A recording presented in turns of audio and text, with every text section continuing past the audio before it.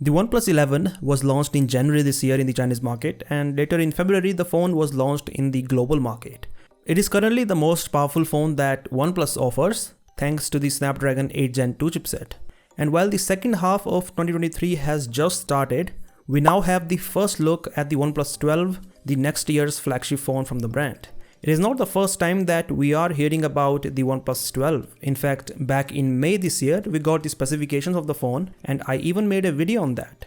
The main highlight among those leaked specifications was the Periscope camera, which is first for a OnePlus phone. Today we have the renders of the OnePlus 12 and these renders confirm the fact that the phone is having a Periscope camera on the back. Please keep in mind that these renders of the phone are based off a prototype of the phone, so it is quite possible that when the actual device launches next year, there are some changes in the design.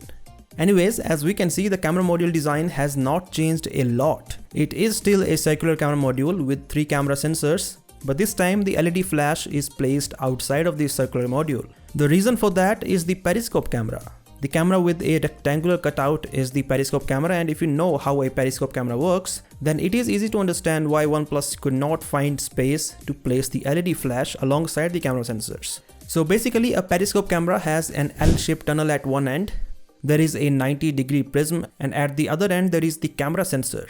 Between these two parts, there are the lens elements. So when the light falls on the prism, it bends that light at 90 degrees, which then passes through the lens elements and then falls on the camera sensor, which processes it and produces the image that we see on the smartphone screen. The benefit is that because there is this long tunnel, there is more gap between the lens elements and the camera sensor. So due to more space for the lens elements to move, you get a higher zoom output than a normal telephoto camera.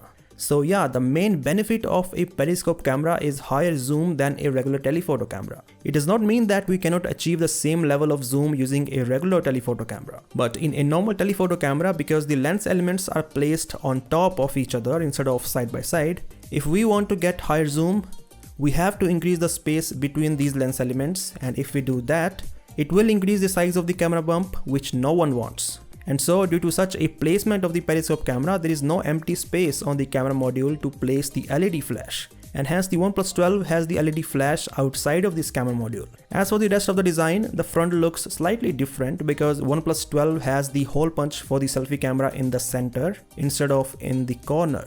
The display is still curved on the sides and hence the phone has a rounded frame. Finally, the alert slider is still present.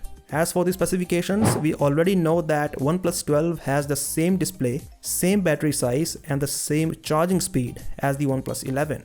The difference is in the performance and the cameras. The performance is handled by the Snapdragon 8 Gen 3, so that is the next year's flagship chipset by Qualcomm. In terms of cameras, the primary camera still has the 50 megapixel IMX890 sensor with OIS, but the ultra-wide camera has a 50 megapixel sensor and the Periscope camera has a 64 megapixel sensor. And well, that is all about the OnePlus 12. What do you think of the design? Do let me know via the comment section below, and as always, I'll catch you in the next one.